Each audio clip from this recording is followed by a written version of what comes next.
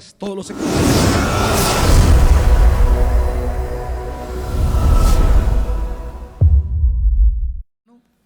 Ha estado con nosotros en toda circunstancia. Recuerden que el jueves 24 el culto será a las 4 y el 31 a las 4. Pero bien, hablemos de esta semana. Esta semana, miércoles, jueves, viernes y sábado, la celebración empezará a las 6 de la tarde. Y el domingo habrá un único culto a las 9 de la mañana. Así que poner atención para el domingo, porque solo será la celebración de las 9 de la mañana. ¿Estamos, hermanitos? De aquí al sábado, ¿a qué hora será? A las 6. ¿Domingo? A las 9. ¿A qué culto vendrá el domingo? Ah, vaya. Solo son preguntas para reafirmar su fe, hermanitos. ¿En qué carta estaremos caminando? Toda la semana estaremos con una preciosa carta, la carta más personal quizás del apóstol Pablo, la carta a los filipenses. Así que vamos a los filipenses, porque aquí comenzará el Señor a hablar a nuestra vida esta semana. La carta a los filipenses,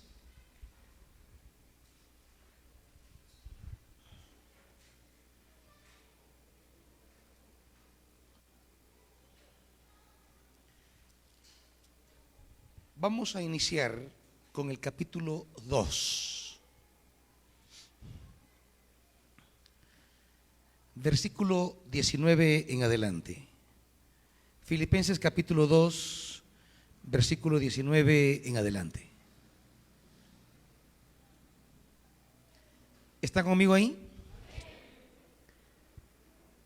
Espero en el Señor Jesús enviarles pronto a Timoteo, para que también yo cobre ánimo al recibir noticias de ustedes.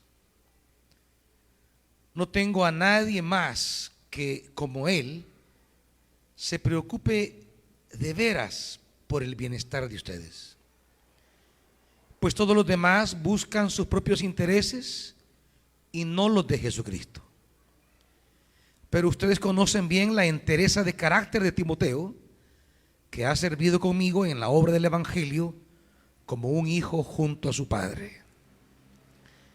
Así que espero enviárselo tan pronto como se aclaren mis asuntos, y confío en el Señor que yo mismo iré pronto.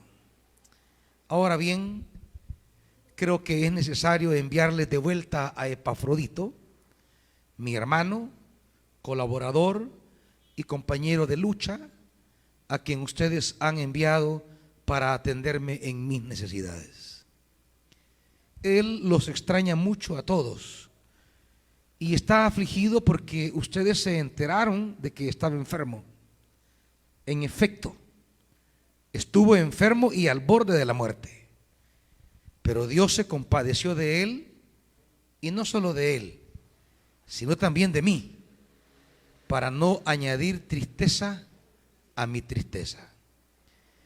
Así que lo envío urgentemente, para que al verlo de nuevo ustedes se alegren y yo esté menos preocupado. Recíbanlo en el Señor con toda alegría y honre a los que son como él, porque estuvo a punto de morir por la obra de Cristo, arriesgando la vida para suplir el servicio que ustedes no podían prestarme. Padre, esta semana arrancamos con esta carta que recibimos como palabra tuya.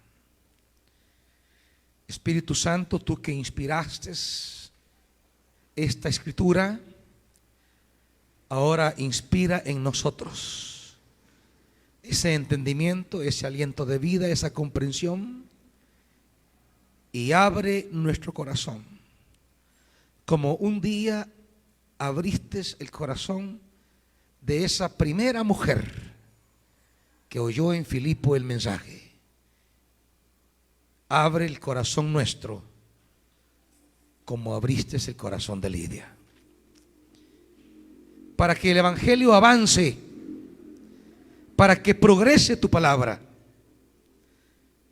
porque solo donde los corazones están abiertos camina el evangelio. Así que aquí estamos, Espíritu Santo. Abra nuestro corazón en el nombre de Jesús. Amén. Siéntense, amados.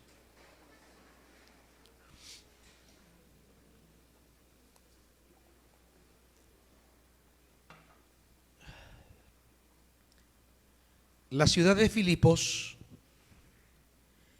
es la primera ciudad que escucha el evangelio en el continente europeo. Pablo se resistía a moverse hacia Europa. Él buscaba más la zona de Asia. Él buscaba el norte. Según los estudiosos, él quería llenar el evangelio más bien subiendo a toda la zona de Asia Mayor y llegar de seguro a la China. Toda esa población enorme, quizá eran, dicen los expertos, donde él se visualizaba para compartir el evangelio. Pero de manera constante se lo prohibió el Espíritu Santo, porque la misión no está determinada por nuestras planificaciones. La misión de la iglesia no está bajo las coordenadas de nuestros intereses. Una iglesia que quiera ser relevante para los propósitos divinos debe moverse en las coordenadas del Espíritu. Pablo no entendía por qué se lo prohibía el Espíritu, pero sí entendía que se lo prohibía el Espíritu. Y qué maravilloso es que en medio de nuestras propias ideas tengamos la sensibilidad de entender lo que no quiere y lo que sí quiere el Espíritu. Y es una de las tragedias que no tengamos la sensibilidad para percibir los caminos del Espíritu. Filipos nos recuerda la necesidad de vivir en una constante apertura al Espíritu para que sea Él quien marque mis rumbos en la vida. Ustedes y yo tenemos intenciones, proyectos, proyecciones, pero también Dios las tiene. Y en la medida que sepamos sintonizar, armonizar con las del Espíritu, en esa medida habrá bendición y gloria cuando caminemos en esos senderos del Espíritu. A veces no entendemos por qué Él lo prohíbe. A veces no entendemos por qué Él cierra los caminos. A veces no entendemos por qué Él nos cierra puertas. Estamos tan clavados en nuestras visiones que nos olvidamos de las visiones del Espíritu. Filipos nos recuerda que la misión camina por revelación del Espíritu y no por planeamientos humanos. No somos nosotros los que debemos decidir los asuntos de Dios. Nosotros somos los que debemos estar atentos a escuchar en nuestra vida, en nuestros ministerios, qué quiere el Espíritu, cuáles son los caminos del Espíritu para el 2021, por dónde nos iremos, por dónde caminará nuestra familia en el 2021, cuáles serán los nuevos caminos. Algunos de ustedes están proyectándose algunas cosas para el 2021. Pero antes que ustedes proyectaran, ya el Padre ha planificado. Este tiempo de Pascua, que sea un tiempo en el que usted disponga el corazón para sintonizar con los caminos del Espíritu. Que sea una semana decisiva en la que usted perciba los cierres y las aperturas del Espíritu. Que sea una semana en la que usted logre identificar por dónde no y por dónde sí. Dónde está el no de Dios y dónde está el sí de Dios para el 2021. Que la Pascua sea un tiempo en el que Dios vuelva a pasar como pasó entre Israel, revelándoles el designio divino de la liberación. Como pasó por Jesús, enseñándole a Israel los designios salvadores de Dios a través de Jesús. Pascua es ese paso divino enseñándonos nuevos caminos. La palabra Pascua, eso significa pasar. Es Dios pasando, como el Evangelio dice. Y pasaba Jesús por cierto lugar. Y cuando pasaba por cierto lugar, habían personas que reaccionaban a ese paso divino, que no eran indiferentes. Era un pasar de Dios en sus vidas y ellos lo tomaban. Ahí estaba el ciego. Jesús pasaba por allí.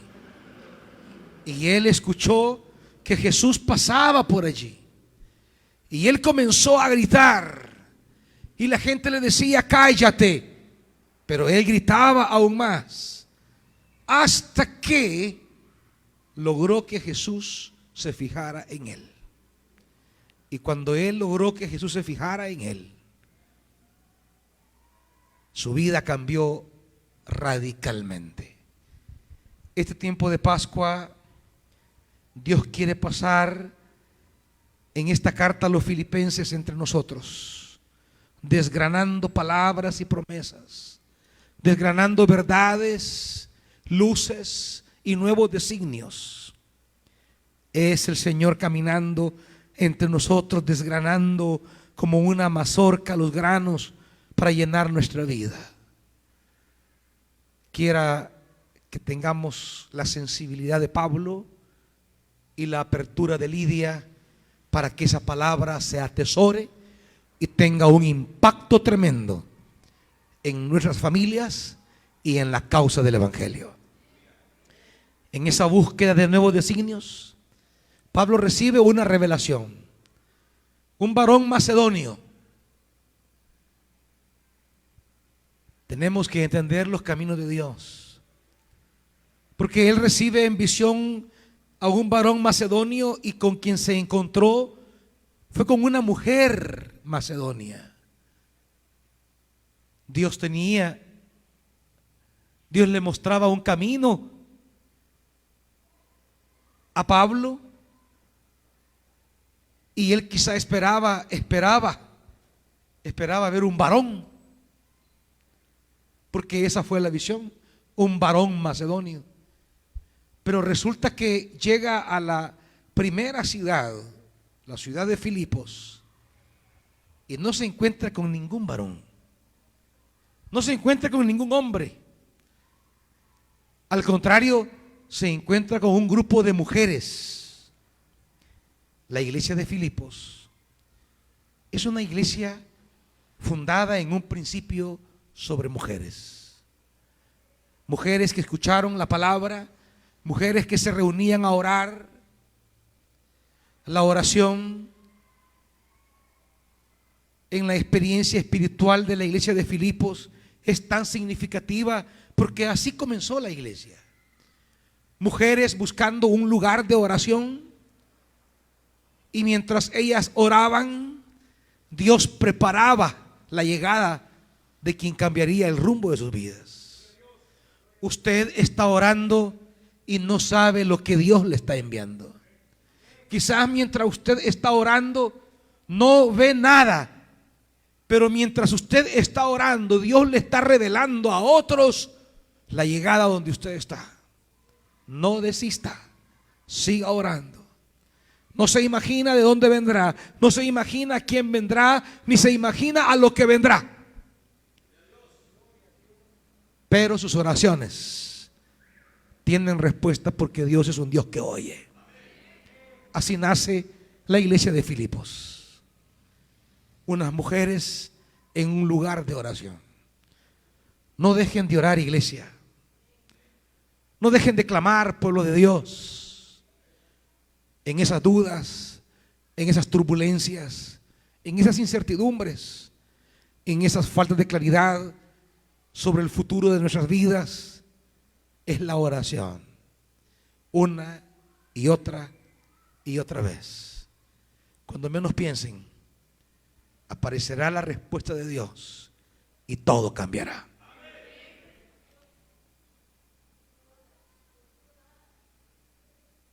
Llega a Filipos y esa mujer acoge el evangelio. Y como hemos visto en los mensajes anteriores, no solo acoge el evangelio, sino que también se dispone a servir a la causa del evangelio. Esa es señal de una conversión genuina y auténtica. No solo queremos beneficiarnos de los bienes divinos, sino que también queremos disponer nuestra vida para que otros participen de estos bienes divinos. No es solo acoger, también es repartir. No es solo tomar, también es dar. No es solo beneficiarme, también es procurar el beneficio de otros. Una conversión auténtica, una conversión genuina, siempre la va a llevar, siempre lo va a conducir a convertirse en alguien que estará al servicio de los demás. No solo vendrá, también será enviado. No solo será discípulo beneficiario de la gracia, sino que también será apóstol. Apóstol que vaya y lleve esa gracia. Filipos es esa ciudad que acoge el evangelio por primera vez en Europa y de donde Pablo partirá para hacer el resto de misión en toda Asia Menor. En todo el resto de Europa. Cuando Pablo escribe a esta iglesia, le escribe básicamente para agradecer a Dios por la bondad de esa iglesia. Pablo va a reconocer, Pablo tenía algo de qué enorgullecerse, y es que él no aceptaba que ninguna iglesia contribuyera con él en la causa del evangelio. Era su orgullo. Cuando él escribe a los corintios, les dice: yo no quiero nada de ustedes, porque la iglesia de Corinto era inmadura y pensaba que Pablo se estaba beneficiando del trabajo apostólico entre ellos. Pablo tomó una decisión: no voy a recibir nada de ustedes, voy a predicar el evangelio de gratis entre ustedes. Quizás eso haya sido más cómodo para la iglesia de Corinto, pero se estaban privando de un servicio maravilloso, de una liturgia especial, como ya lo vamos a ver. Sí, quizás Corinto estaba cómoda no contribuyendo con el ministerio de Pablo,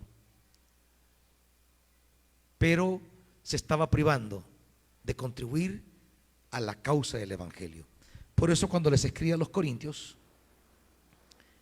les dice en la segunda carta,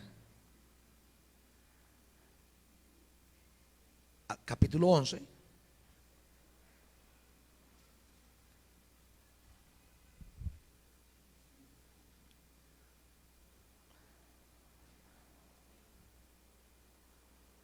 dice, capítulo 11, versículo 7: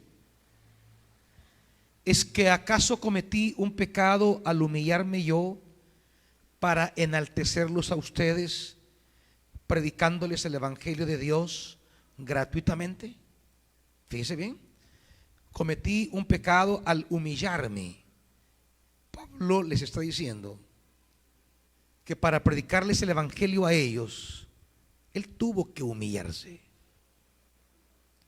porque tuvo que pasar una serie de necesidades y nunca acudió a ellos para pedirles un centavo para su obra apostólica. Y agrega 8: de hecho, dice él, despojé a otras iglesias al recibir de ellas ayuda para servirles a ustedes. Ante la dureza, ante la inmadurez, les explicaba el domingo la diferencia entre la espiritualidad y la madurez. Corinto era muy carismática, tenía un culto muy lleno, muy vivo, una iglesia llena de dones, pero era tacaña. Su corazón no le daba para entender la gracia de participar en la obra del evangelio. Y Pablo tomó una decisión para no poner en vergüenza ni el evangelio ni su apostolado. Pablo les dijo: no voy a recibir un 5 de ustedes, voy a predicar gratuitamente y pasaré necesidades, pero no voy a recibir nada de ustedes. Quizás haya sido práctico para los corintios no asistir a Pablo económicamente en su apostolado, pero estaban privando de una gracia que Pablo les dice es la gracia que le ha sido dada a las iglesias de Macedonia, o sea, a Filipos, Atenas y Berea. ¿Qué he hecho?, dice Pablo. He preferido despojar a otras iglesias para recibir ayuda de ellas, a fin de poder servirles a ustedes gratuitamente. ¿Qué desperdicio estaba teniendo Corinto? Dios pasó entre ella a través del ministerio de Pablo y ellos no supieron estar a la altura del paso de Dios. Dios estaba entre ellos en medio del ministerio apostólico de Pablo y ellas se resistieron a ver la gracia de Dios allí y a poder contribuir, a poder servir, a poner sus bienes como la iglesia de Filipos al servicio del ministerio apostólico. Como se resistieron muchas personas en el ministerio de Jesús. ¿Cuántos corintios que tenían sus comodidades se sorprenderán en aquel día cuando descubran lo glorioso del ministerio de Pablo que pasó entre ellos y no pudieron valorar ese paso de Dios, esa Pascua divina? El apóstol pasó en nombre de Cristo y ellos ni se percataron. Versículo 9: cuando estuve entre ustedes y necesité algo. Esta palabra será clave en Filipenses: las necesidades. ¿Se acuerdan el pasaje con el que arrancó el primer mensaje rumbo a Filipenses? Con la promesa, ¿se acuerda? ¿Cuál era la promesa?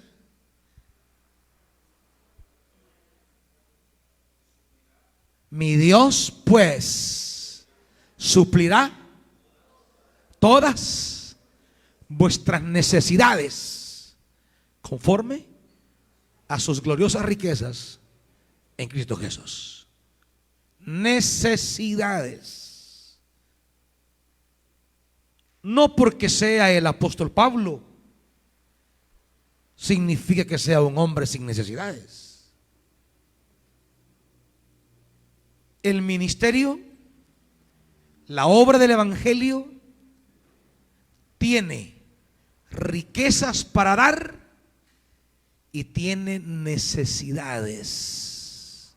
La obra de Dios tiene riquezas y tiene necesidades.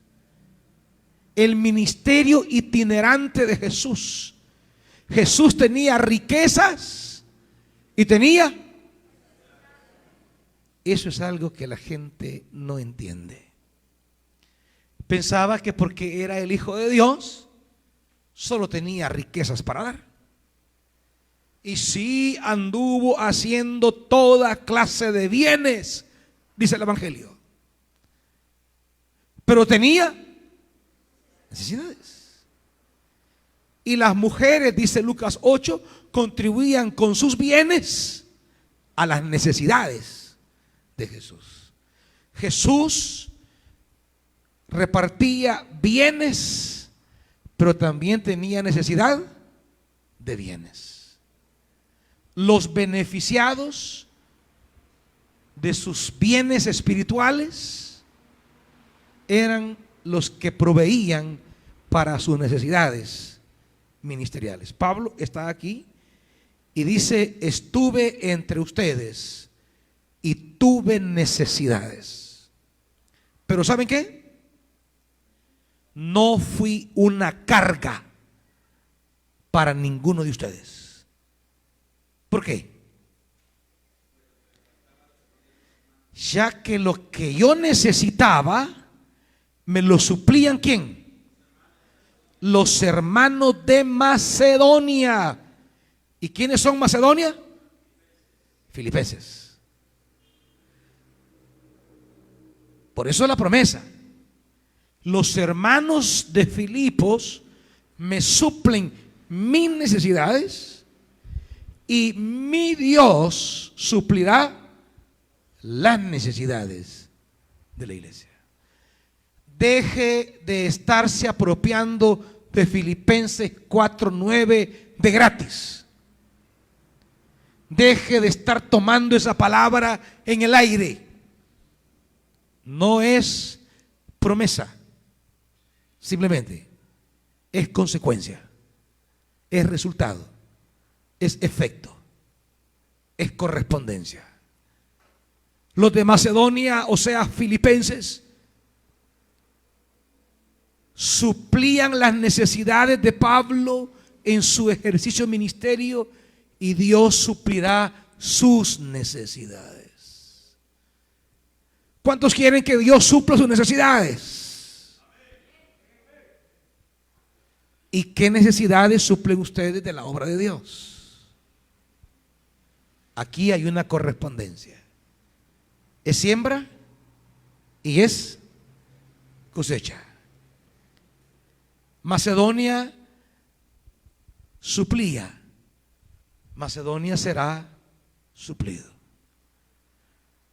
Pablo no le pedía a los de Corinto porque Corinto era inmaduro, no entendía. Andaban hablando de Pablo, que era un vividor.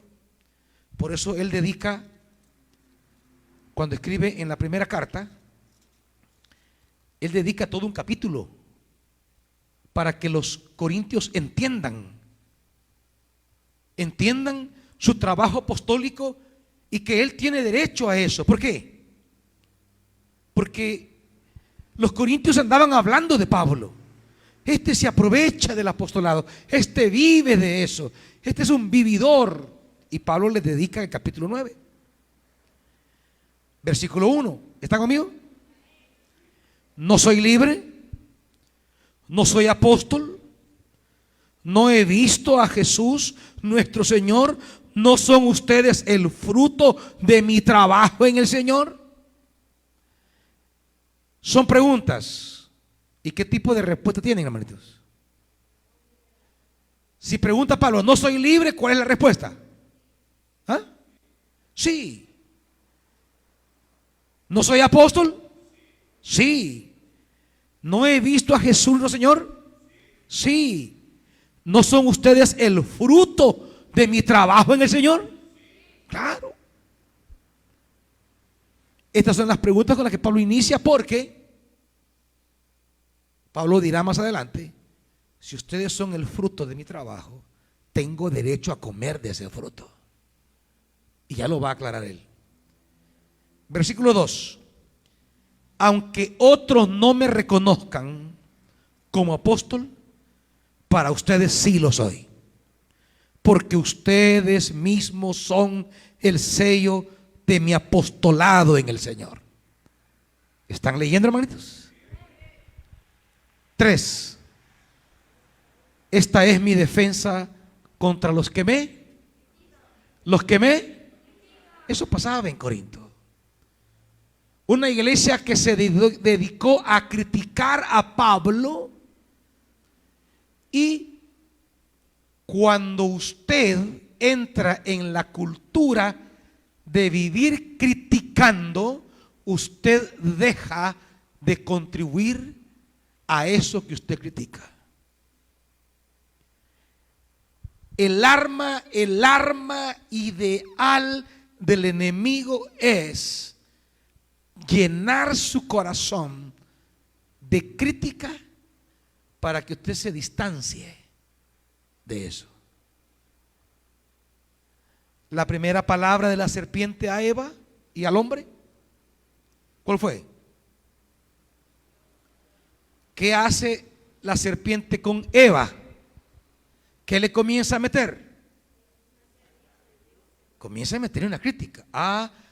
Con que Dios os ha dicho, poniendo en duda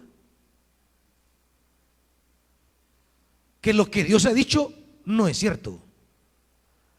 Y comienza a sembrarle la duda. Con que Dios os ha dicho. Como diciéndole: paja, hombre, no le crean, hombre. ¿Saben qué sucede? Es que él tiene otra intención. ¿Saben qué sucede? Que él no quiere que ustedes lleguen a ser como él. Y comienza a sembrarle. Y como nosotros tenemos un corazón más inclinado a creer la mentira que a investigar la verdad. Tenemos un corazón que se deja seducir sin preguntar, sin conocer, sin investigar. Es que dicen que fulano, y usted ya lo da por sentado. No pregunta, no averigua, no conoce, simplemente lo da por sentado, le da cabida. Y cuando usted le da cabida a esa raicita, su corazón comienza a desentenderse y a querer buscar su propio camino. Y esto ocurrió con el ser humano en Génesis 3.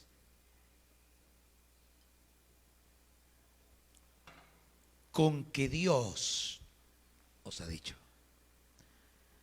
Y así llega también donde el Señor. Tu siervo Job, ¿no? Veamos si es cierto que es siervito, pues. Probémoslo.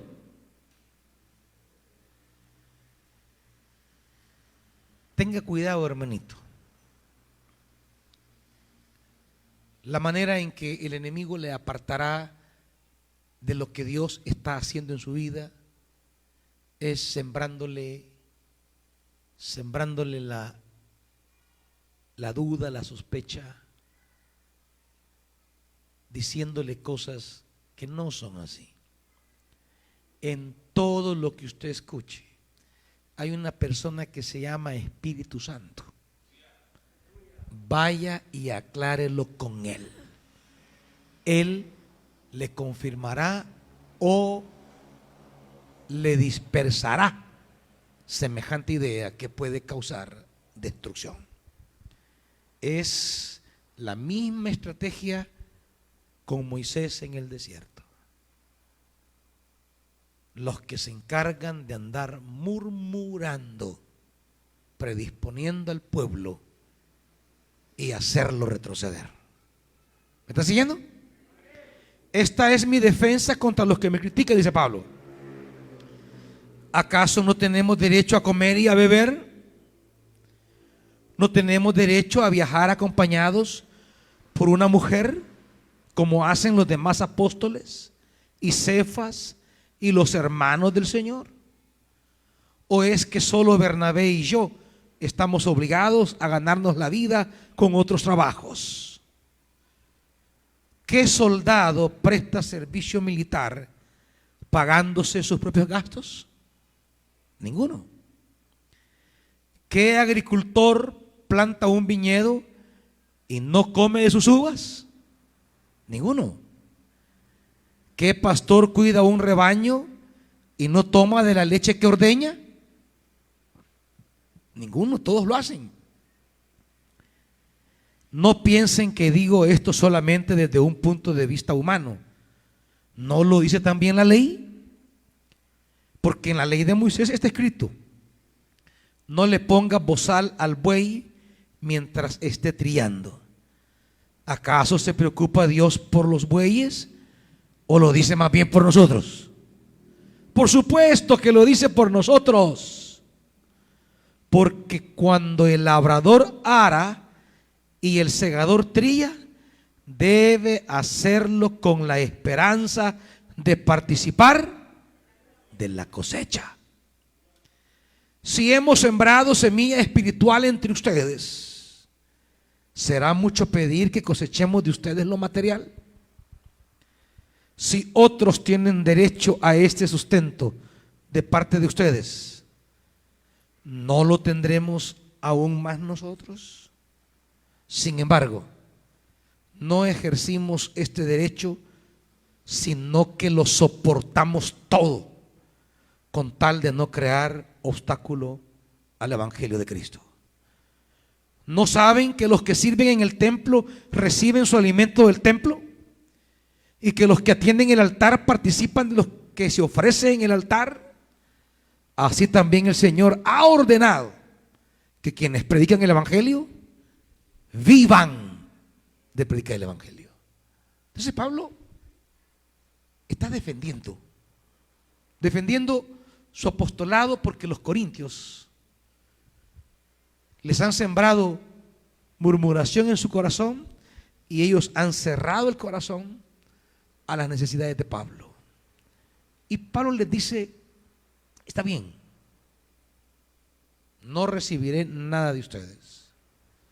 Eso no me impedirá que yo siga predicándoles a ustedes el Evangelio, porque Dios levantará a otras iglesias que me sustenten en mis necesidades. Eso sí, la iglesia de Corinto no sembrará, por tanto, no cosechará. Y esos son los principios, hermanitos. Si ustedes no asumen la gracia de Dios de dar, el compromiso de ver por las necesidades de la obra, no crean que esto se va a detener,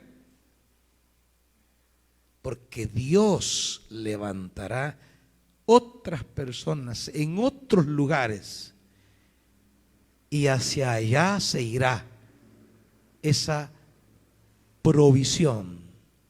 Para allá se irá lo que Pablo dice: mi Dios pues les proveerá. Ellos lo cosecharán. Eso es lo que están perdiendo los corintios. La gloriosa gracia de contribuir al apostolado de Pablo y a la causa del evangelio. Están felices con los dones, felices con los ministerios, con las operaciones del Espíritu. Están embebidos en sus reuniones carismáticas, que se les ha olvidado que todo eso es gracias al ministerio de Pablo, el cual tiene necesidades. Y ellos se resisten, emocionados, enredados, cobijados por esa emoción, se resisten a actuar con responsabilidad y con madurez. Por eso, cuando escribe la carta a los filipenses, Pablo se las escribe en primer lugar para agradecerles su generosidad. Ahora, note usted que aunque Pablo escribe la carta para ello, no es lo primero que le dice, ¿verdad?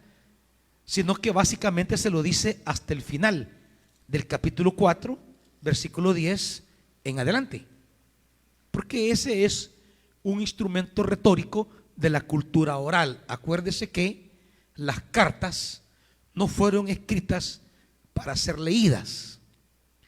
Las cartas fueron escritas para ser escuchadas, porque el 98% de la población era analfabeta. La iglesia que va a recibir esta carta no puede leer, pero puede escuchar. Las cartas fueron escritas para ser escuchadas. Había un orador, o sea, un lector, que era de esos privilegiados del 1 o el 2% de la población mundial, y leían la carta a la comunidad. Y en una cultura oral y por tanto auditiva, un recurso retórico es dejar de último lo que primero él quiere decirles, para que les quede resonando, para que a la hora de leer la carta, lo último que les dijo es lo que les queda retumbando en su memoria. Por eso, el agradecimiento por la provisión a sus necesidades es lo último que él escribe, aunque es lo primero que les quiere decir. Pero debido a la cultura oral y auditiva, resulta ser lo último que les escribe, para que ellos se les quede resonando, retumbando en sus oídos la gratitud por haber participado en sus necesidades. Eso lo veremos más adelante. Pablo escribe la carta porque la iglesia también estaba amenazada por esas personas que andan dañando el rebaño. Esas personas que llegaron a Corinto y envenenaron el corazón de los corintios. Esas personas que llegaron a los Gálatas y envenenaron el corazón de los Gálatas. Hemos estudiado en algún ciclo de renuevo la epístola a los Gálatas. Y Pablo dice, yo sé, dice, que al principio cuando les prediqué el evangelio, ustedes de su buena gana se hubieran sacado los ojos y me los hubieran dado. Y les pregunta, ¿y quién los estorbó? ¿Quién les puso piedra de tropiezo? ¿Quién los envenenó contra mí?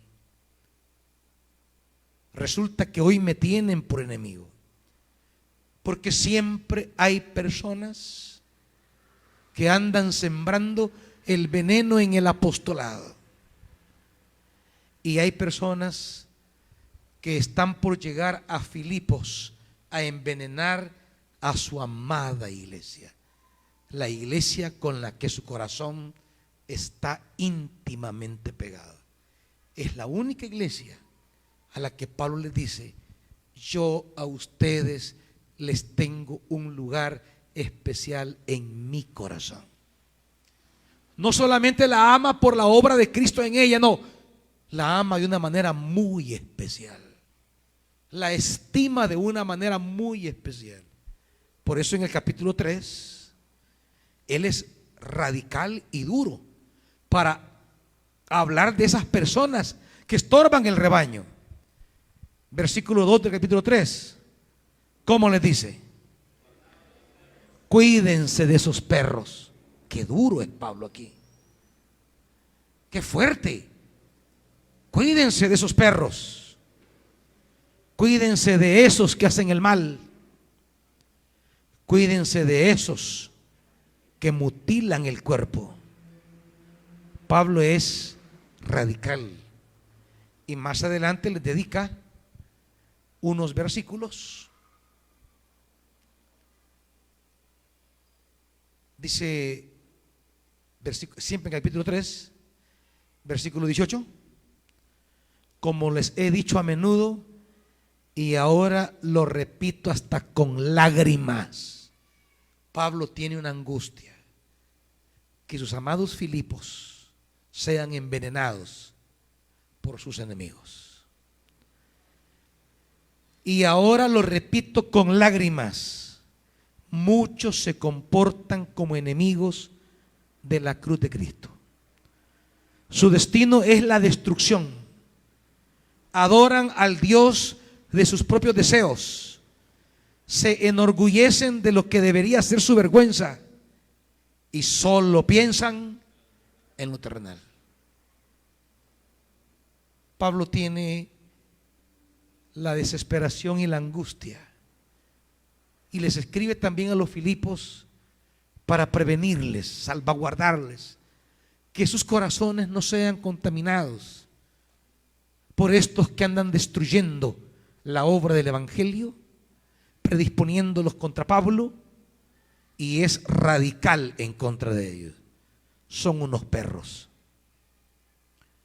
Un término fuerte entonces y fuerte en el presente. Esta es la carta. Resulta que la carta tiene una estructura muy preciosa.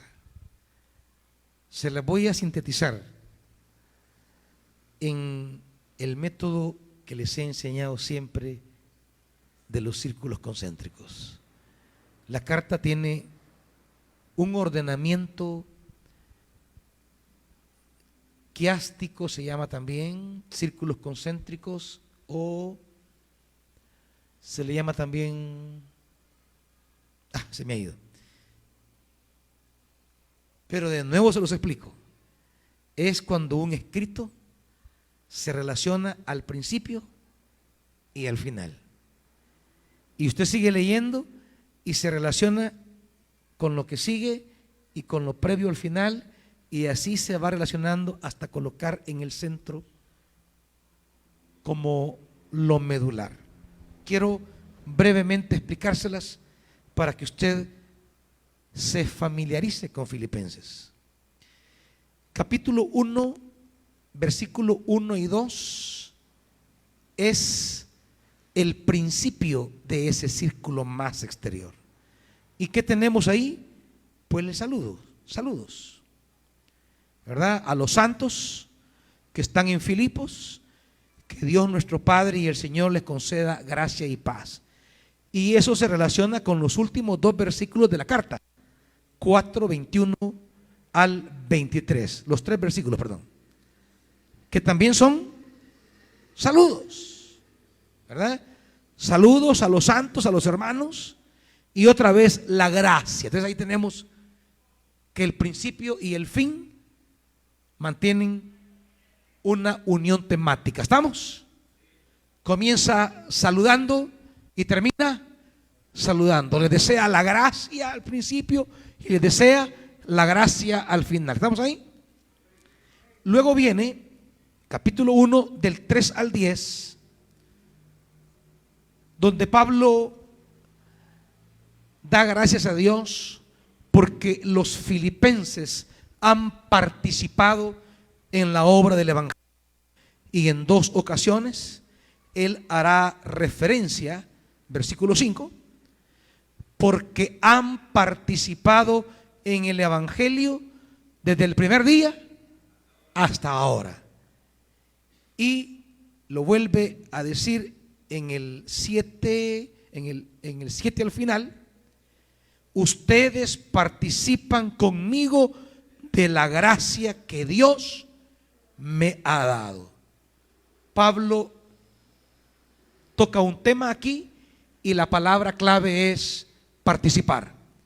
Los filipenses han participado en la obra del evangelio.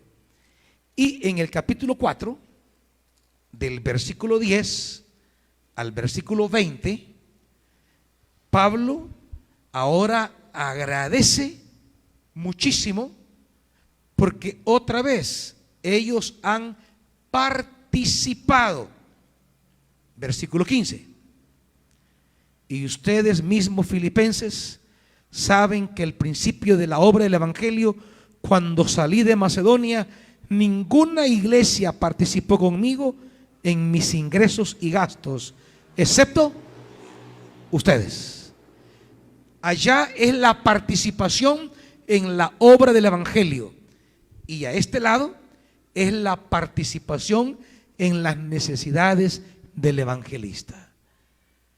Participaron en el evangelio, participaron con Pablo en sus necesidades, amarrando así un binomio donde una iglesia madura no puede separar el participar en el evangelio y participar en las necesidades del evangelio.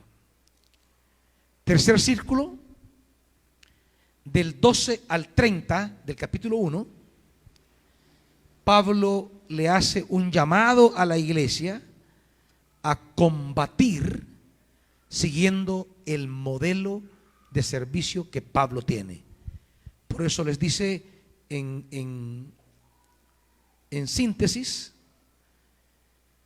versículo 27, pase lo que pase, compórtense de una manera digna del evangelio. De este modo, ya sea que vaya a veros o estando ausente, solo tenga noticia de que ustedes siguen luchando unánimes, combatiendo unánime, quiere decir, por la fe del evangelio. Pablo les hace un llamado inspirado en ¿qué? Inspirado en su ejemplo. Les quiero contarles, dice, las cosas que me han sucedido estos días. He estado preso y he sufrido prisiones, pero estas cosas han servido a la causa del evangelio. Versículo 12. Hermanos, quiero que sepan que en realidad lo que me ha pasado ha contribuido ¿a qué? Al avance del evangelio. Y él dice más adelante: lo que me importa al final, versículo 18, es que sea con motivos falsos o con sinceridad se predique a Cristo. Es lo que me importa, dice Pablo. Sigo combatiendo, sea el motivo que sea de mis enemigos, sigo combatiendo, sea lo que sea que me suceda. Y yo quiero que ustedes sigan combatiendo porque yo sigo combatiendo. Y allá en el capítulo 4, del 1 al 9, vuelve a hacer el llamado a la iglesia para que continúen combatiendo. Y se lo dice: ruego a Evodia y también a Síntique que se pongan de acuerdo en el Señor, y a ti, mi fiel compañero, te pido que ayudes a estas mujeres que han combatido a mi lado en la obra del evangelio. Y les exhorta a seguir combatiendo con la dignidad de pensar las mejores cosas. Luego, en el capítulo 2, del 1 al 30, perdón, capítulo 2, del 1 al 18, perdón. Capítulo 2, del 1 al 18, hay una exhortación inspirada en el vaciamiento, en el despojamiento de Cristo. Él les pone el ejemplo de Cristo, que se rebajó, se vació, dice la Reina Valera, se quitó su gloria para hacerse esclavo. Inspirado en eso, Él los exhorta del 12 al 19, inspirados en esa humillación de Cristo, los exhorta a ser luminarias en una generación desorientada. Y en todo el capítulo 3 también tenemos una exhortación basada ya no en la humillación de Cristo, sino en la de Pablo. Por eso él sigue el paralelo de Cristo, diciéndoles en el 3:7, todo aquello que para mí era ganancia, ahora lo considero pérdida. Cristo perdió y dice él, yo también he perdido, me he quitado mi manto de gloria. Es más, todo lo considero pérdida por razón del incomparable valor de conocer a Cristo Jesús, mi Señor. Por Él lo he perdido todo y lo tengo por estiércol. Jesús perdió su gloria para hacerse un vil esclavo. Pablo dice, yo he hecho exactamente lo mismo. Y luego los exhorta a mantener su ejemplo y a que se comporten de acuerdo a ese ejemplo. ¿Y qué tenemos en el centro de la epístola? Tenemos lo que hemos leído esta noche. Tenemos a dos hombres, dos cristianos, dos siervos. ¿Quiénes son? ¿Quiénes son? Timoteo y Epafrodito. Eso. En el corazón literario de esta carta encarna las grandes, diríamos, los grandes valores del Evangelio encarnado en personas. Hay un reclamo que se hace hoy a la sociedad y decimos, se han perdido los valores. Ya no hay valores, no, hermanitos. Valores siempre hay. Valores siempre han habido y valores siempre habrá. Lo que no hay son personas que asuman esos valores. Todos hablan de la corrupción, pero nadie asume la honradez.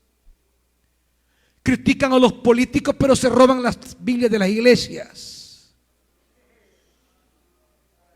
Se roban las carteras de las sillas. ¿Se ha perdido la honradez? No, se han perdido los honrados. Los valores no se han perdido. Los que no hay son hombres y mujeres que decidan asumir esos valores. No se ha perdido la obediencia al Evangelio, se han perdido los obedientes. No se han perdido el sacrificio por la obra, se han perdido los que se sacrifican por la obra. No se ha perdido la humildad, se han perdido los humildes. No se ha perdido la sabiduría, se han perdido los sabios. No se ha perdido el amor, se han perdido los amorosos. Es que hablamos de los valores en el aire como que por magia van a hacer las cosas. Por eso en el centro de esta carta Pablo no habla en abstracto de valores, habla de personas concretas que asumen la causa del Evangelio. Esta carta tiene una cualidad en términos teológicos, y es que esta carta no tiene ninguna teología. No hay un tema teológico que Pablo plantee en la carta, como los grandes temas de Romanos, el tema de la justicia de Dios en Romanos, el tema de la justificación en Gálatas, el tema de la vida en comunidad de Corintios. Todas las cartas de Pablo, la venida del Señor en Primera Tesalonicenses, todas las cartas tienen un eje teológico, pero fíjense que Filipenses no. ¿Saben cuál es el eje de la carta? Personas que viven el Evangelio. Aquí no hay un tema, aquí hay personas. Es que es tan fácil juzgar a los demás sin hacerme cargo de mi propio testimonio. Es tan fácil juzgar a los demás de acuerdo a ciertas normas externas sin asumir que yo debo ser tal, de tal o de cual manera. En esta carta, Pablo no va a hablar de temas, va a hablar de personas concretas, porque el Evangelio camina sobre personas. Los sacerdotes que llevan el arca del Evangelio son ustedes, hermanitos. El Evangelio no camina sobre estrategias de mercado, no camina sobre trabajo de imagen, sobre rótulos, sobre medios de comunicación. El Evangelio es algo que sigue caminando en personas, hombres y mujeres concretos que deben encarnar verdades y compromisos. Y sobre ellos, un día podemos volver a la era de piedra, hermanitos. Un día pueden perderse los medios de comunicación. Un día podrá desaparecer el internet. Un día podrá desaparecer la radio y la televisión. Un día podrá desaparecer cualquier medio de comunicación. Pero seguirán habiendo hombres y mujeres a través de los cuales el Evangelio camine. El problema de la crisis de la iglesia hoy es que el avance del Evangelio lo ha puesto en estrategias de mercadeo. El problema de la iglesia hoy es que ha puesto el avance del Evangelio en los medios de comunicación. Pero en el Nuevo Testamento, el avance del Evangelio va sobre los hombros de mujeres y de hombres que deciden asumirlo y vivir para la causa del Evangelio. El Evangelio no camina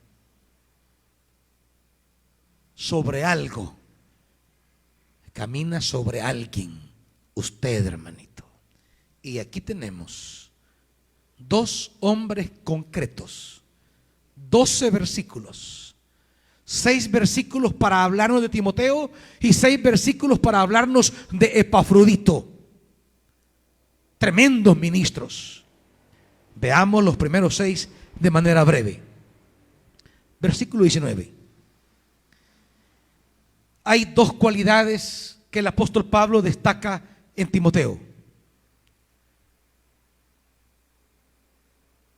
Versículo 20.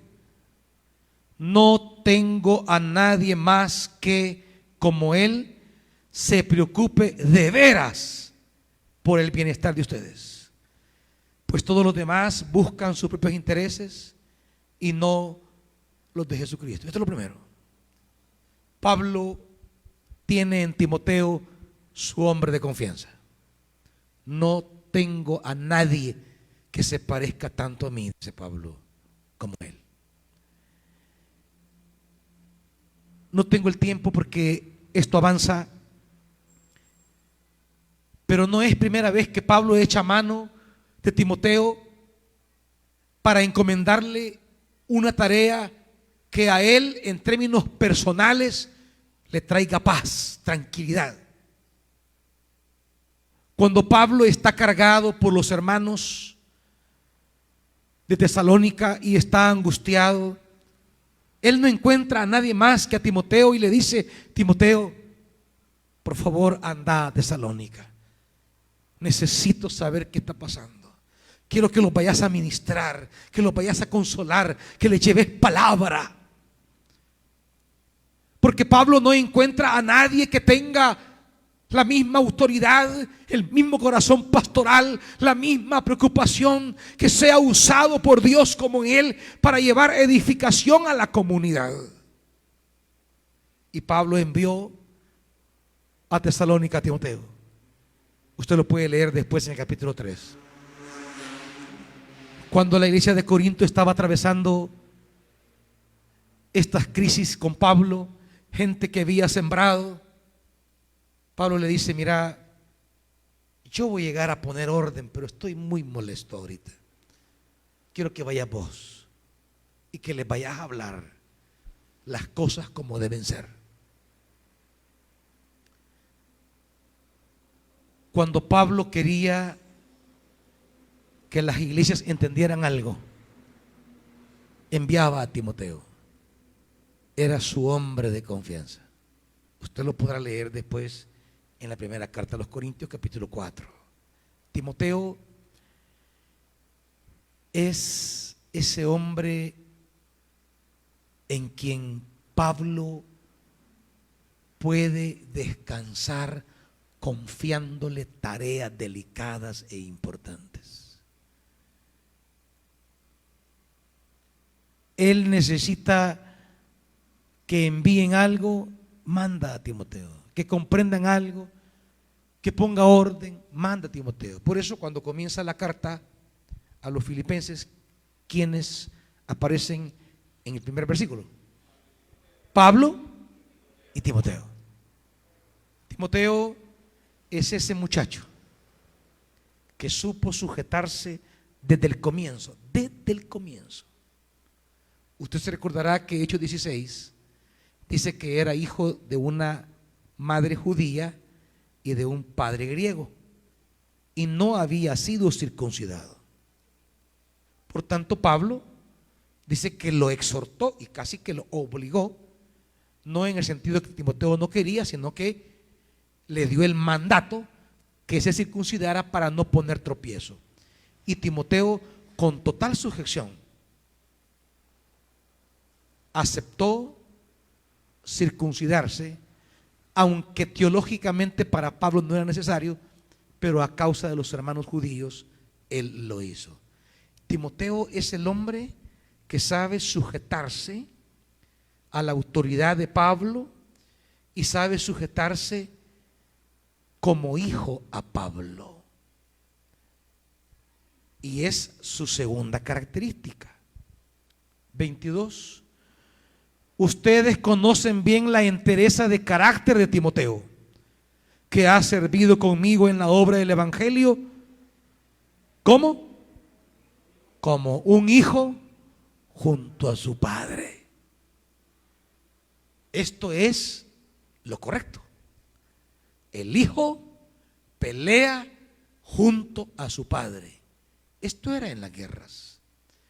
El hijo nunca pelea contra su padre. El hijo pelea junto a su padre. Por eso uno de los espíritus destructivos en la vida de la iglesia es el espíritu de Absalón. Esa mentalidad, cuando se posesiona de la mente de un hijo, la rebeldía contra el padre, la sublevación contra el padre. Y usted puede leer en detalle. No puedo ir allá para darles un panorama de cómo funciona el espíritu de Absalón, pero usted puede leer el libro segundo de Samuel, capítulo 14, y lea la historia de Absalón. Léala. Y tengan cuidado los que se consideran mis hijos. Tengan cuidado. Porque la mentalidad de Absalón es una mentalidad que puede emerger en cualquiera de ustedes. Y todo comienza por un resentimiento. El hijo mayor de David viola a la hermana de Absalón. En otras palabras, Amón, su hijo primogénito, viola a su media hermana, porque Absalón es hijo de otra mujer, pero son hermanos. Amón viola a su hermana, hermanita de Absalón, y luego que la viola, la desprecia y la trata como cualquiera. Y Absalón espera que David ponga orden, y a David se le va la chaveta. David no hizo nada. Y esto despertó en Absalón un resentimiento muy grande contra David, porque David no intervino en algo que dañó su corazón. Y ahí estuvo, anidando. Llegaba al palacio, le hablaba a los hermanos, pero ahí andaba con una espinita grande en el corazón. Hasta que ya había pasado el tiempo y Amón se había confiado y a David se le había olvidado, pero a él no. Porque los odios no se olvidan nunca. Las raíces de amargura no se olvidan nunca. Y ahí estaba. Y un día preparó el asesinato de su hermano y mató a Amón y huyó. Y un día regresó. Pero ya regresó con la idea de que su papá no tenía que ser el rey, que él tenía que ser el rey. Y comenzó a poner ya 50 hombres que caminaran delante de él, y comenzó a hacerse amigo del sacerdote y del profeta, hasta que un día la cosa reventó. Y se sublevó contra el papá, hizo barbaridades contra el papá. Pero terminó mal. Terminó mal. Porque hay un principio bíblico. Y es que el hijo no puede levantarse en contra del padre.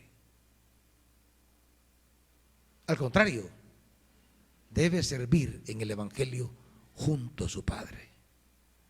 No puede rebelarse de manera amargosa, odiosa, o con intereses propios. Y dice, no tengo a otro que piense como yo, que sus intereses sean los de Cristo Jesús, y no tengo a nadie que haya servido junto a mí en todas circunstancias como Timoteo. Él ha luchado junto a mí en la causa del evangelio. Y luego viene Epafrodito. Epafrodito es un hermano de Filipos que la iglesia de Filipos lo mandó a donde Pablo con dos propósitos: para que Epafrodito llevara la ofrenda y para que estuviera cuidando al apóstol. En otras palabras, Epafrodito era el embajador de la iglesia. La iglesia no podía estar con Pablo, pero envió su apóstol, y así le va a decir Pablo, su enviado. La iglesia se hacía representar en Epafrodito. ¿Me van siguiendo? ¿Y qué sucede? Suceden dos cosas que brevemente quiero tocar. Lo primero es versículo 26. Él los extraña mucho a ustedes y está afligido porque ustedes se enteraron de que estaba enfermo. Y la pregunta es, ¿y por qué está afligido Epafrodito? ¿Por qué le aflige que la iglesia sepa que se enfermó? ¿Cuál es su angustia? El griego dice que Epafrodito dice la traducción de manera literal, no solo se angustió, temblaba de miedo, porque la iglesia se dio cuenta que estaba enfermo. Y yo le pregunto, ¿por qué cree usted que le dio aflicción a Epafrodito? Que la iglesia supiera que estaba enfermo. Por una sencilla razón. Porque la iglesia de Filipos estaba representada en Epafrodito. Y resulta que le dieron la tarea, la responsabilidad, Epafrodito, nosotros no podemos estar con el siervo Pablo, así que vos vas a ir para estar con él. Y resulta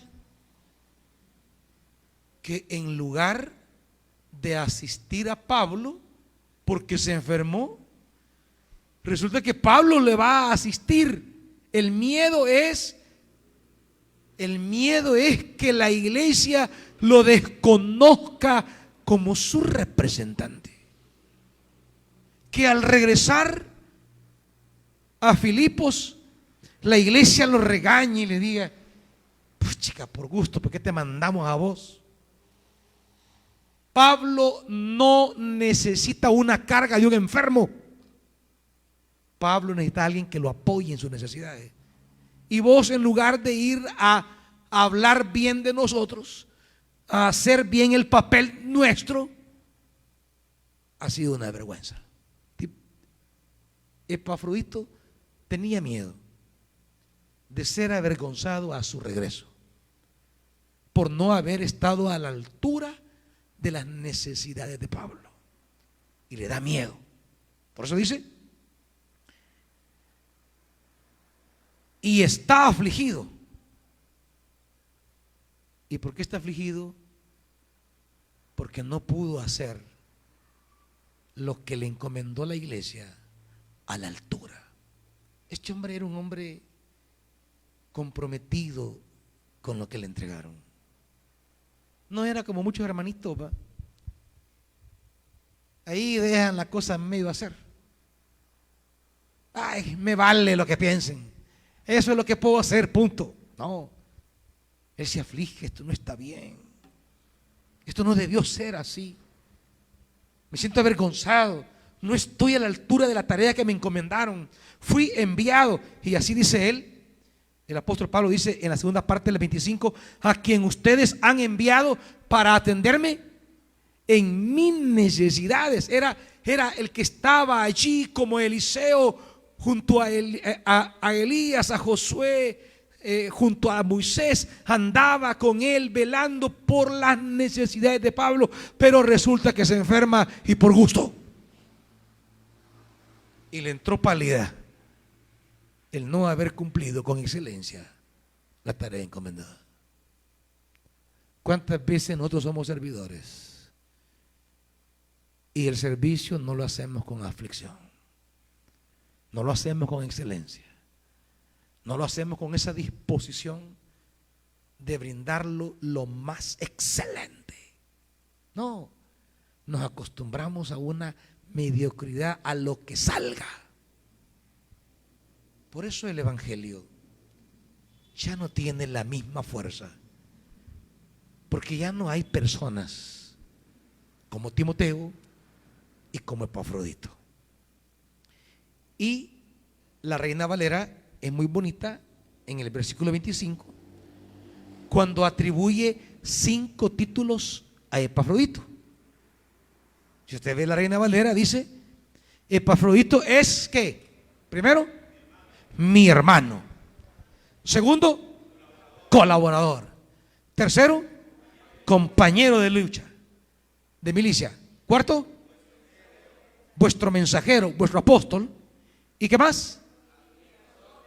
Y ministrador de mí. 5 palabritas. Pablo dice en Epafrodito, tengo primero mi hermano, que eso es todos los hombres, eso es lo más genérico. Pero la vida de la iglesia tiene ciertos niveles de intimidad con el apóstol. Están los hermanos y todos somos hermanos. Pero aparte de hermanitos, Epafrodito subió un grado. ¿Cuál fue? Colaborador. O sea, es un servidor. Trabajamos en la obra. Hay algunos que son hermanos, pero no están sirviendo aquí. Hay otros que son hermanos, pero han subido a servir. Y hay otros, ¿qué dice? Es mi compañero de milicia. Este no es solo servidor ya. Con este cuento en cualquier guerra que tenga en el ministerio. Este está conmigo siempre. Porque hay servidores que sí, pero dentro del horario, ¿verdad? Sí, cuando llegue el culto, pastor. Pero hay situaciones en la vida de la iglesia que no tienen que ver con los cultos, que son a la hora menos esperada y en el lugar menos indicado. El compañero de milicia es el que está en todo tiempo. Es como una guerra, pues. La guerra es 24/7. No es que vaya, la guerra empezó a las 8 y acabó a las 5, vaya, durmámonos. No. Entonces, entre un servidor, el profeta dice, aparte de eso, es un guerrero. Que yo solo le digo, paso por vos ahorita. Ahorita me quito los cheles y ya sale. Pero es otro nivel. Hay gente con la que cuento en los cultos, pero hay gente con la que uno cuenta para hacer la obra en cualquier hora, que no le pone peros, pues. Ay, pastor, que fíjese que ahorita. Ay, que mire. No, es guerrero. Dígame a dónde y a qué horas. No son los peros, va. Entonces, hermanitos, servidores, guerreros. ¿Ya? Apóstol. Es un mensajero. Tiene una tarea, representa a la comunidad. O sea, ya es alguien que llega a desarrollar un liderazgo porque encarna los intereses de la comunidad. Pero al final termina con una cosa más, que esa es una cosa bien personal, que es al final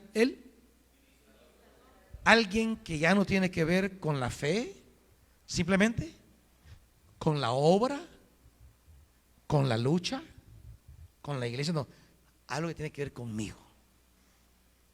Y ese es un grupo de personas con las que uno cuenta para un problema personal. Ya no es la obra, ya no es la batalla espiritual, ya no es el ministerio en la iglesia, ya no es la fe, no, ya es yo, David Ramos. Epafrodito es aquel con quien él cuenta en las cosas que necesita él, no la iglesia, no la obra, no un ministerio, no, yo, mis necesidades. Epafrodito ha caminado desde lo más general, la fe, hermano, hasta convertirse en alguien con quien Pablo cuenta y le dice, Epafrodito, necesito $20. No se preocupe, apóstol, aquí está, tome. Epafrodito, necesito tal medicina, yo la voy a traer, usted no se mueva, quédese ahí. Porque hay gente que puede ser muy buena para la fe, para servir en su ministerio, para guerrear espiritualmente, pero llegar a estar en ese lugar íntimo de decir, pastor, usted como persona, en lo que yo le pueda servir, solo dígame y yo ahí estaré. Ese es un nivel que la gran mayoría no llega. Esos que entienden el tema de las necesidades del ministro. Es la mujer de Sunem. Nadie le está pidiendo nada, pero ella entiende que Eliseo pasa por allí y debe comer. Lo acerca y descubre otra necesidad, debe descansar. Y ella va proveyendo a las necesidades del profeta. Eso es Epafrodito. El evangelio avanzó en Europa por gente como esta, porque había Timoteos y había Epafroditos. Y se dice de Epafrodito, para terminar, dice 30, porque estuvo a punto de morir por la obra de Cristo, arriesgando la vida para suplir el servicio que ustedes no podían prestarme. Epafrodito es ese que por causa del evangelio arriesga la vida. Si algo tenemos hoy día y si algo ha revelado la pandemia, es la superficialidad del compromiso de muchos con el evangelio y estar dominados por un espíritu de miedo. Hermanitos y hasta líderes con un pánico. Miren, usted debe y puede tomar las medidas. Eso no es malo. Eso está bien. Ustedes ven a la pastora que ella jamás se quita su careta. Ella cuida, tiene sus normas, pero no porque ande con miedo. Pero hay gente que anda un miedo, y lo raro es que el miedo es solo para ir a la iglesia. El miedo es solo para ir a servir. El miedo es solo para oír la palabra. Porque miedo para andar en la playa no tienen. Miedo para andar en cumpleaños no hay. Miedo para andar en Metrocentro no existe. Y hay quienes tienen un pánico. Hermanitos, nos hace falta más gente como Timoteo y como Epafrodito. Esta es la gente. Esta es la gente a la que Pablo le escribe esta carta. Gente como Epafrodito. Es a esta gente que Pablo les dice: mi Dios proveerá de todo lo que necesiten, conforme a sus riquezas en gloria. Los hermanos que este día han traído su cordero y que en su corazón se propusieron presentárselo hoy al Señor, traigan a la mesa, por favor, hermanito, rápido. Cada día después del mensaje, de aquí al domingo, será el tiempo de presentarle al Señor el cordero.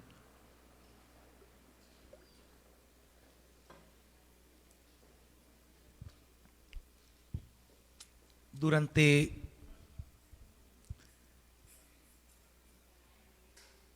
algunos de ustedes, la pastora trae el día. Venga, pastora, por favor. Venga, pastora. El cordero, en términos físicos, es un cuchito de plástico, en términos físicos. Pero una cosa es lo físico y lo visible, y otra cosa es el valor espiritual que tiene. Pablo, cuando le dice a la iglesia: ustedes me han, pastor, ustedes me han traído un dinerito. Eso es lo físico. Pero ¿saben espiritualmente qué es? Les dice: esto que me han enviado es una ofrenda fragante. Es un sacrificio que Dios acepta con agrado. Entonces, una cosa es lo que se les entregó y usted dice, es una alcancía, ¿qué cordero es? Sí, es una alcancía físicamente, pero espiritualmente es algo que presentamos al Señor y que Dios lo recibe y lo ve con agrado. Algunos que no estuvieron con nosotros desde enero no recibieron su cordero. A ustedes, durante la semana, comenzando desde hoy, los sugiere, les entregarán un sobre que se lo puede llevar a su casa mientras el Señor le habla durante la semana y le dice, quiero esto para que me hagas fiesta. Y lo que el Señor le pide, eso le va a dar. Su siembra para hacer fiesta al Señor. Si alguien no recibió en enero este corderito, como la pastora y como muchos más, usted puede tomar un sobre. Si Dios le dice, esto me das, si no, lléveselo, esperando que Dios le diga lo que quiero. ¿Qué es su siembra para hacerle fiesta al Señor? Así que adelante, pastora, y todos los que han traído este día su cordero pueden pasar y se quedan al frente, por favor, para ser ministrados. Así que levántense, hermanitos, los que lo han traído, pasen al frente y se quedan aquí. Su cordero para prepararle fiesta al Señor.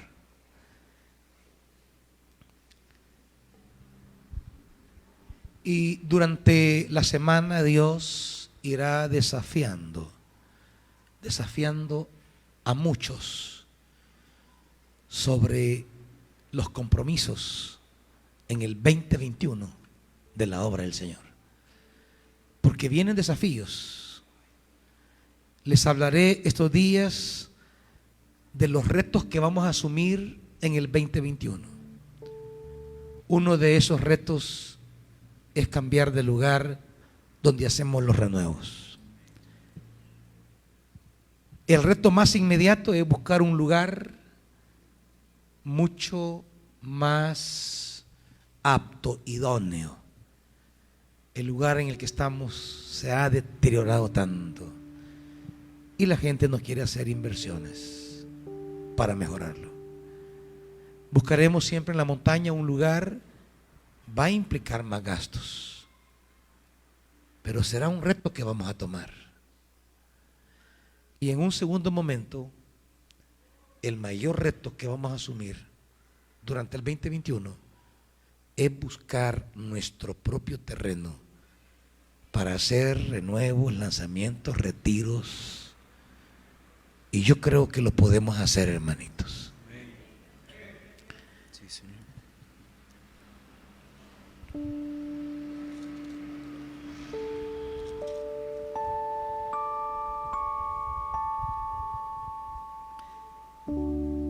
Adelante, hermanitos.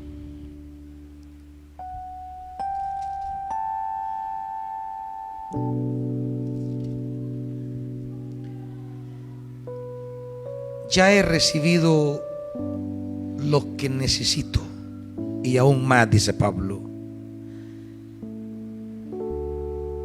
Ahora que he recibido de Epafrodito lo que ustedes me enviaron, ahora tengo hasta de sobra.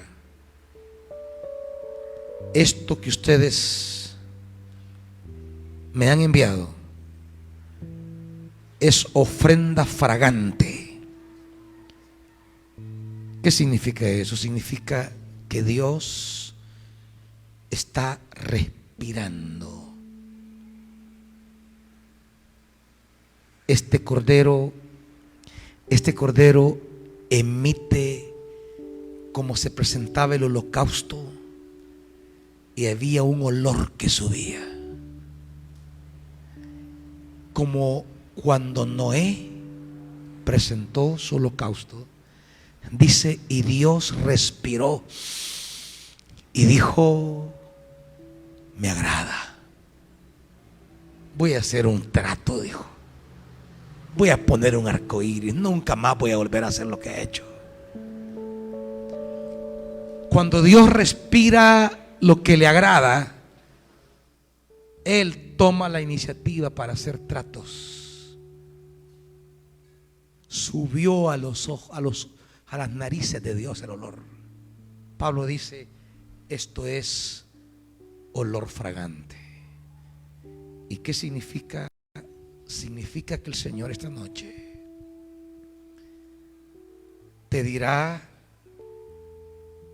a ti que has presentado este día tu cordero, te dirá, yo me comprometo a algo contigo. Nadie se lo pidió a Dios, pero Él percibió el olor del sacrificio y le fue agradable. Y Él dijo, yo voy a hacer algo.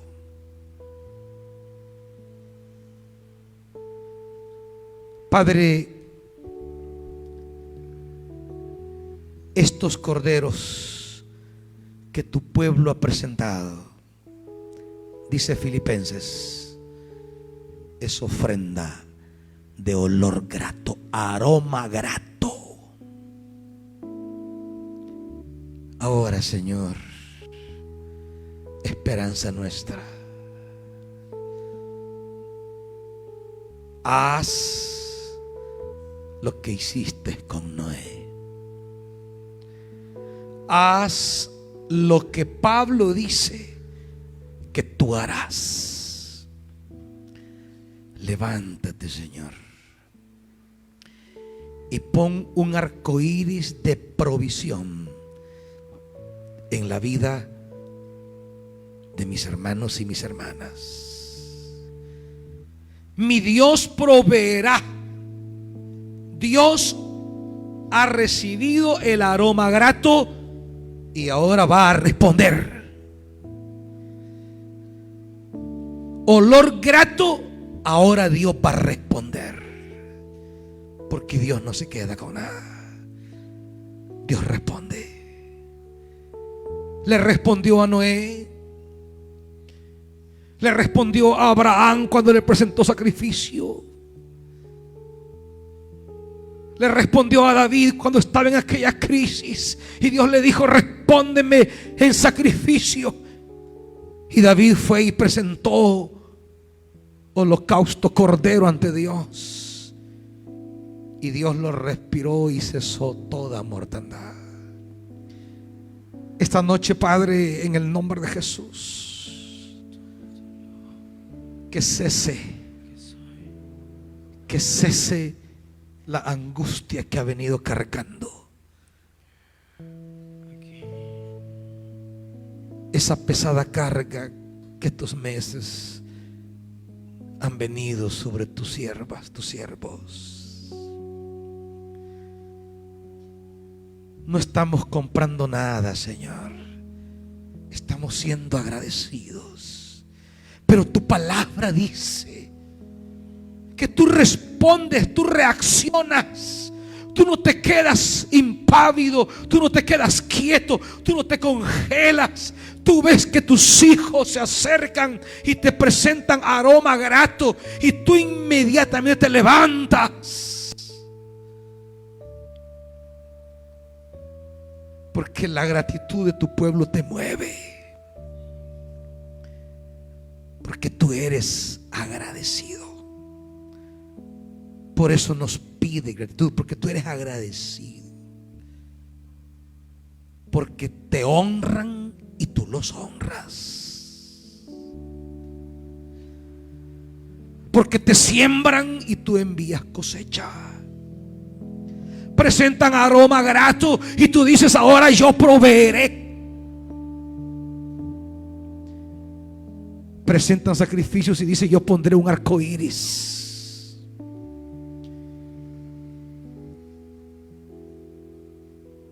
El segundo Isaías nos decía,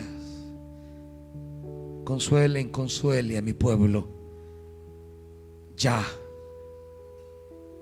ya estuvo sus días.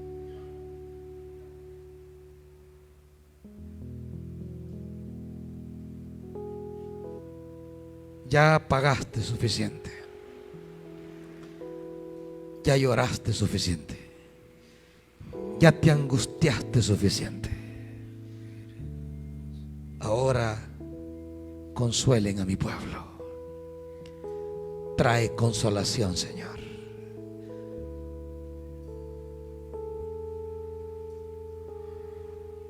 Has estado cargada, cargadísima, porque no miras, no ves la llegada.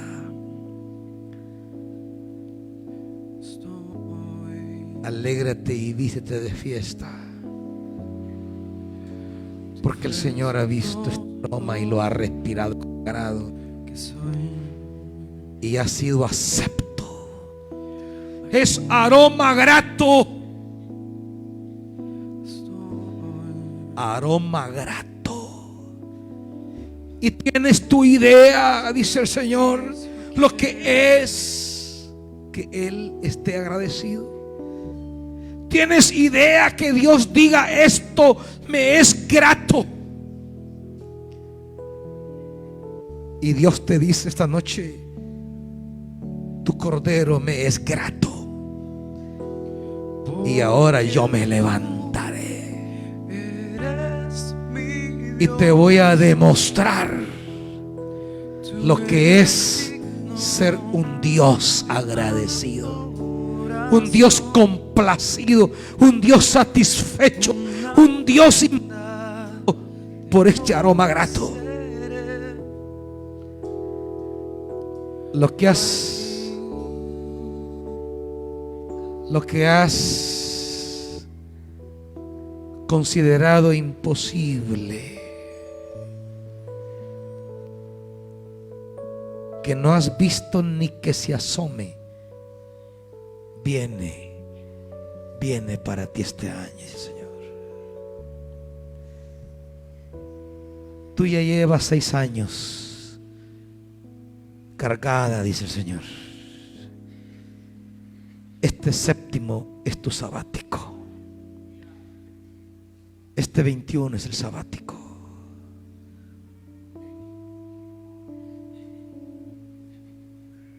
Tu año de paz y de descanso.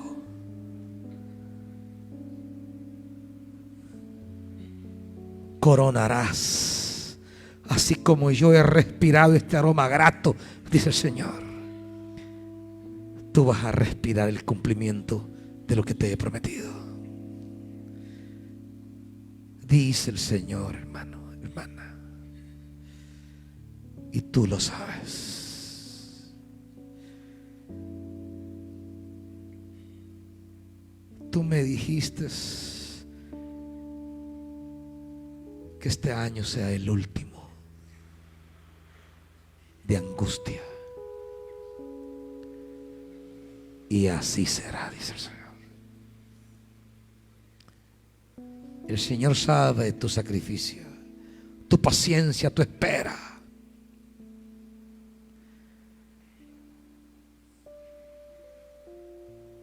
Como Epafrodito, tú eres un ministro al presentar tu cordero, un levita, un liturgo, dice la Biblia. Aquí están, Señor. Padre, en el nombre de Jesús, en el nombre de Jesús, cae sobre ellos como rocío que refresca. Que tus promesas recorran sus caminos a lo largo de todo el 2021. Y algunas de ellas, dice el Señor, aunque parezca imposible, se cumplirán antes que cierre este año. Para que sepas que en lo que se ha llamado el peor año, será tu mejor año.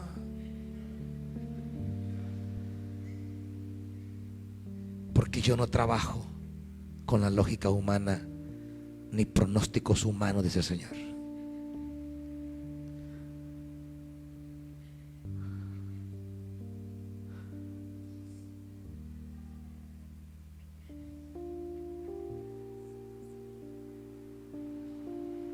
Tus hijos vienen, dice el Señor. Llegarán. Me he comprometido. Llegarán. Padre, recibimos tu palabra. Y que mis hermanos y hermanas que presentaron Cordero este día vean que tú cumplirás hasta la última letra de cada palabra. En el nombre de Jesús. Amén. Dios les bendiga, amados y amadas. El día de mañana habrá otros que traerán sus corderos y recibirán la administración de Dios.